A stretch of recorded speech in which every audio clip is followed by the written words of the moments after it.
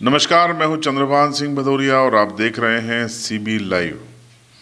क्या मध्य प्रदेश में 2023 में होने वाले विधानसभा चुनाव में 47 आदिवासी कोटे की सीटें ही ये तय करेंगे कि मध्य प्रदेश में किसकी सरकार बनने वाली है? आंकड़े तो यही कहते हैं कि मध्य प्रदेश की आदिवासी आबादी ही तय करती है कि मध्य प्रदेश किस करवट जा रहा है। 2018 की हम बात करें तो 2018 में इन 47 सीटों में से करीब 30 सीटें जीतकर कांग्रेस ने या कमलनाथ जी ने सरकार बना ली थी। इसके पहले के चुनाव में ज़्यादातर सीटें बीजेपी जीतती थी और उसकी सरकार बनती थी। मोटा मोटा गणित ये है कि इन 47 में से अगर 27 या 30 सीटें जो पार्टी जीत लेती है मध्य प्रदेश में, उसकी सरकार बन जाती है। तो क्या 2023 में होने वाले विधानसभा चुनाव में यही स्थिति होगी?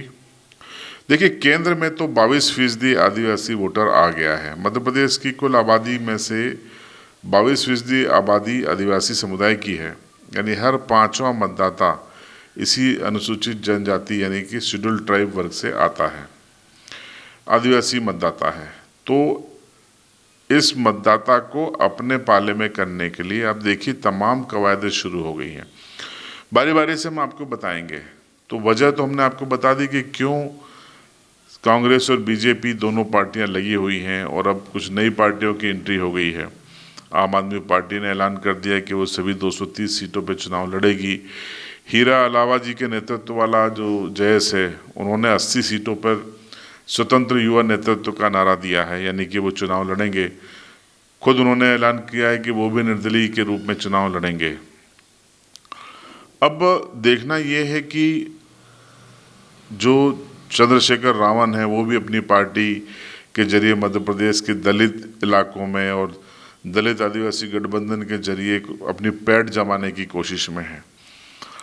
अब इन सब के बीच में हम फिलहाल बात करेंगे इस वीडियो में आदिवासी सीटों की। मध्य प्रदेश में 47 आदिवासी सीटें हैं और कुल 89 ब्लॉक ऐसे हैं जहां पर मतदाता अपना असर डालता है। उदाहरण के लिए हम बदनावर सीट की बात करें तो बदनावर सामान्य सीट है, लेकिन करीब 50,000 आदिवासी मतदाता है। तो वो तय करते हैं कि ये सीट किस तरफ जाएगी। काफ़ी महत्वपूर्ण भूमिका है। इसी तरीके की कई सीटें ऐसी हैं, यानी कुल मिला के हम अगर देखें तो 47 आदिवासी सीटों के अलावा करीबन 15 से 20 सीटें अन्य ऐसी हैं जहां पर वो प्रभाव डालते हैं। इसीलिए इनको रिझाने की कोशिशें शुरू हो गई हैं।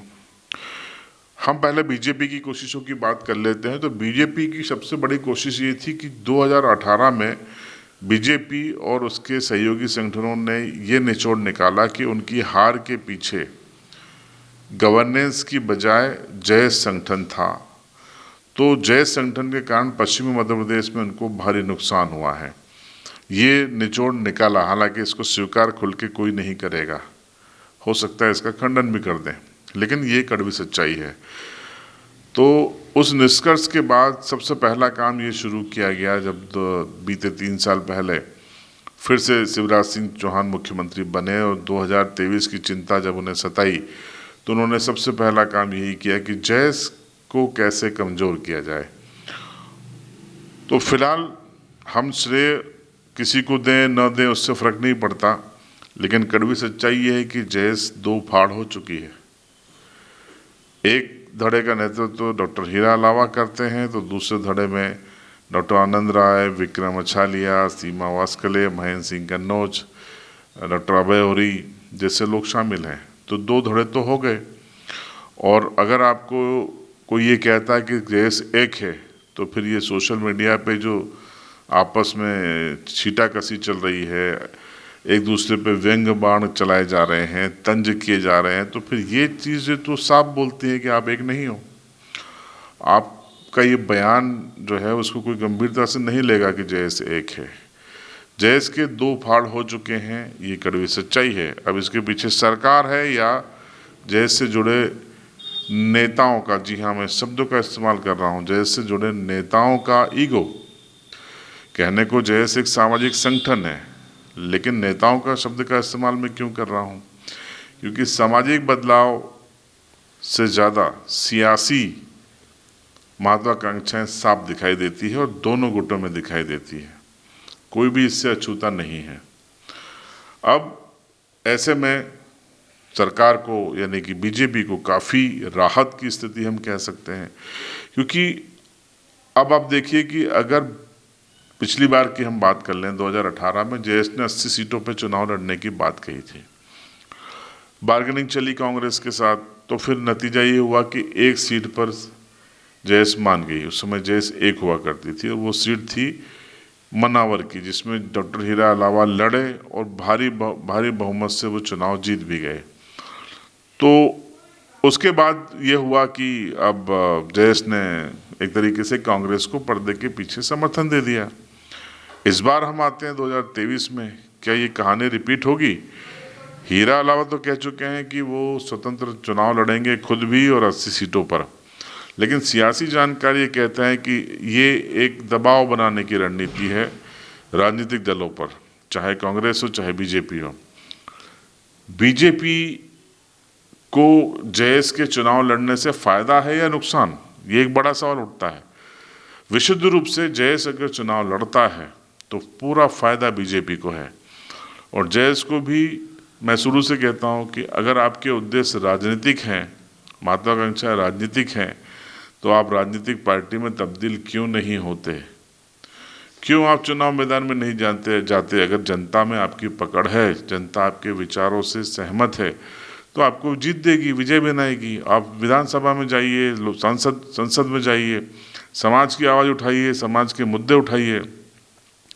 आदिवासी समाज आज भी बेरोजगारी, गरीबी, कमज़ोर स्वास्थ्य सुविधाएं, कमज़ोर शिक्षा, रोजगार का अभाव, कई समस्याओं से जूझ रहा है, जिस पर आपके लोग संसद में और विधानसभा में आवाज़ उठा सकते हैं। लेकिन आपने 10 सालों में ऐसी कोई कवायद क्यों नहीं की?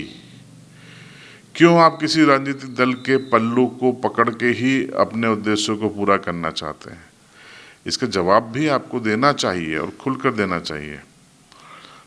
तो ये जो सीटों की हम बात कर रहे हैं, फिलहाल सीटें यही है कि क्या बीजेपी को इससे फ़ायदा होगा? जेएस के 2 फाड़ हो गए हैं। दूसरा, हम देखें कि आदिवासी इलाकों में जो आदिवासी नायक हैं, जैसे बिरसा मुंडा जी हैं, टंट्या भील हैं, भीमा नायक जी हैं, रानी कमलापति जी हैं, इस तरीके के जो तमाम नायक हैं, उनको बीजेपी की मौजूदा सरकार ने अचानक से सम्मान देना शुरू किया। 2018 के पहले आपको ये सम्मान नहीं दिखेगा, कोई कार्यक्रम आपको नहीं मिलेंगे, कोई प्रतिमा नहीं मिलेगी, कुछ नहीं मिलेगा। 2018 के बाद से ये शुरू हुआ, क्योंकि बीजेपी को ये लग गया था 18 के चुनाव से कि आदिवासी वर्ग दूर हुआ है, और इसीलिए उन्होंने उनको नज़दीक लाने के लिए और ये बताने के कि सरकार उनकी है। आप देखिए, प्रधानमंत्री जी आए, अमित शाह जी आए, जबलपुर में शंकर शाह जी, रघुनाथ शाह जी का कार्यक्रम हुआ, प्रतिमा लगाई गई, रानी कमलापति जी के नाम पे हबीबगंज स्टेशन किया गया। महू में आप देखिए, जो टंट्या भील मामा जी थे, उनकी प्रतिमा पर उनके कई कार्यक्रम हुए। छोटी जगहों पर भी हम देखें, चाहे बड़वानी हो, अलीराजपुर हो, झाबुआ हो, जो आदिवासी नायक हैं, इतिहास में जो नायक रहे हैं, उनको अब जाकर सम्मान देना शुरू किया गया है। कब? शिवराज सिंह जी को भी सीएम बने 18 साल का वक्त हो चुका है। 15 साल तक उनको भी ये ज़रूरी नहीं लगा, लेकिन 18 के परिणामों ने उन्हें समझ में ला दिया कि अब राजनीति बदल रही है, आदिवासी वर्ग बदल रहा है, युवा बदल रहा है। आदिवासी युवा अपने हक, अधिकार और संवैधानिक जो उनको जो हक मिले हैं उसको समझने लगा है। तो सरकार मजबूर हुई। आप देखिए, पैसा एक्ट लागू किया गया, ये बीजेपी की ओर से तीसरी बड़ी कवायद थी। हालांकि पैसा एक्ट उस स्वरूप में नहीं है जिसका कि दावा किया जाता है, जमीन पर भी उतना नहीं उतरा है, लेकिन लागू करके सरकार ने अपनी नीयत तो बताई है। हो सकता है अगले 1-2-3 सालों में वक्त लगे नीचे तक पहुंचने में, लेकिन उद्देश्य और नीयत साफ है, ये सरकार ने यहाँ पर बताकर आदिवासियों को रिझाने की कोशिश की है। ये तो बीजेपी की कोशिशें हैं, और आज भी आप देखिए बीजेपी ने बाकायदा टास्क फोर्स बनाया है, जिसमें घोषित तौर पर और अघोषित तौर पर भी कई अधिकारियों को रखा गया है, सामाजिक कार्यकर्ताओं को रखा गया है। उनकी जिम्मेदारी उनको दी गई है कि आदिवासी समुदाय के बीच में बीजेपी की तगड़ी पैठ हो, उनका वर्चस्व हो, और जो वो सारे बिंदु जो उनमें नाराजगी है वो कैसे दूर किए जाएं, उसकी कवायद हो रही है। अब हम कांग्रेस की बात कर लेते हैं। कांग्रेस ने 2018 में अपना वचन पत्र जारी किया था। पेज नंबर 62 पे लिखा था कि अगर हमारी सरकार आती है तो हम 5वीं अनुसूची लागू करेंगे। 15 महीने की सरकार रही, लेकिन ऐसा नहीं हो सका। ऐसा नहीं हो सका, ये कांग्रेस की विफलता थी। इस बार वचन पत्र में कांग्रेस फिर से वो वचन देने जा रही है कि वो अधिसूचित जिलों में 5वीं अनुसूची लागू करेगी। ये कांग्रेस प्रयास कर सकती है। अब आप देखिए, लाडली बहना योजना का सर्वाधिक लाभ ट्राइबल कम्युनिटी की बहनों को मिलने वाला है। तो कमलनाथ ने भी घोषणा कर दी है कि वो शिवराज सिंह जी अगर 1000 रुपये दे रहे हैं तो वो 1500 रुपये देंगे। तो कांग्रेस यहाँ भी उनको रिझाने की कोशिश कर रही है। कांग्रेस के पास ट्राइबल लीडर्स भी हैं, उनका उपयोग वो करने की कोशिश कर रही है। अभी जो 16 नेता प्रभारी बनाए गए उसमें कांतिलाल भूरिया, बाला बच्चन जैसे नेताओं को महत्वपूर्ण जिम्मेदारी दी गई है। तो कांग्रेस की कवायद है। इसके अलावा कांग्रेस अपने वचन पत्र में आदिवासियों के लिए क्या और लेके आती है, इसका हमको इंतज़ार करना पड़ेगा। लेकिन इस वीडियो को बनाने का मकसद यही है कि 2023 में नवंबर में जो चुनाव होंगे उसके केंद्र में आदिवासी होगा, क्योंकि 47 सीटें हैं और कुल 80 सीटों पर आदिवासी वोटर हैं।